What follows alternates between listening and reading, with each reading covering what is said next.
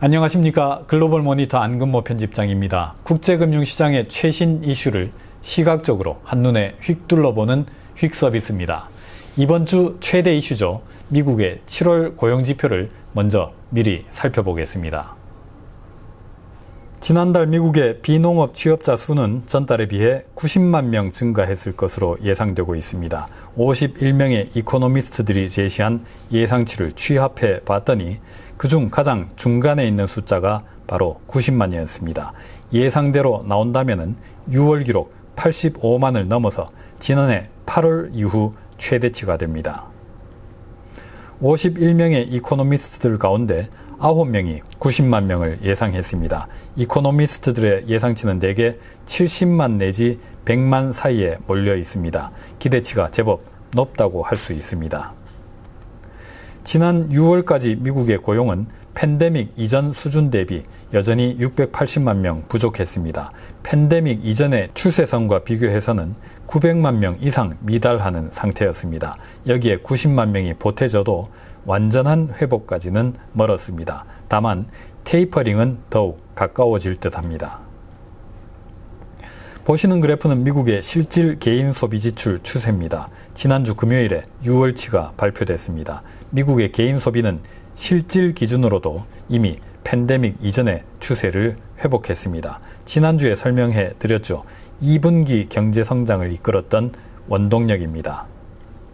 그런데 월별로 좀 확대해서 보면은 추세가 이렇습니다. 지난 3월 이후로 거의 진전 없이 횡보하고 있습니다. 앞서 1, 2월에 워낙 부진했기 때문에 2분기에는 소비가 높은 성장률을 기록할 수가 있었습니다.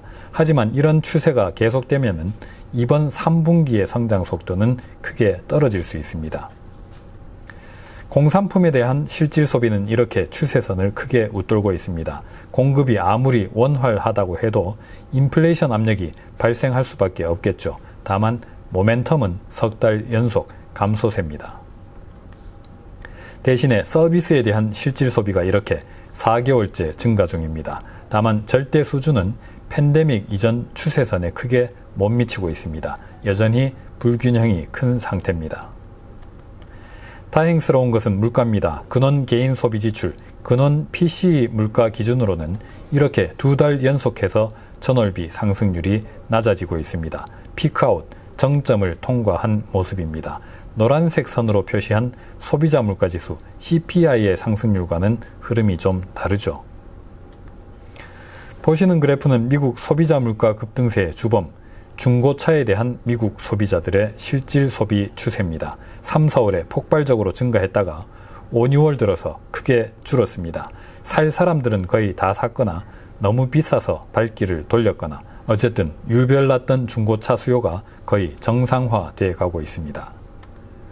보시는 차트는 미국 개인들의 월간 저축액입니다. 석 달 연속해서 줄어들고 있습니다. 그러나 절대 수준은 여전히 팬데믹 이전에 비해서 많습니다.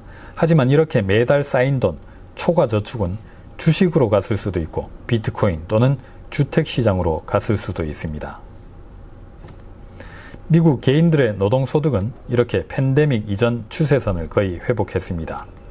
정부로부터 지원을 받는 개인소득은 대폭 감소하긴 했지만은 여전히 많습니다. 그래서 미국의 전체 개인소득은 이렇게 여전히 추세선 위에 있습니다. 하지만 세금을 내고 인플레이션에 떼인 것까지 감안하면은 실질 처분 가능 소득은 팬데믹 이전 추세선 딱 그 수준입니다. 그래도 상당한 선방이라고 할 수 있겠죠. 오늘은 여기서 마치겠습니다. 감사합니다.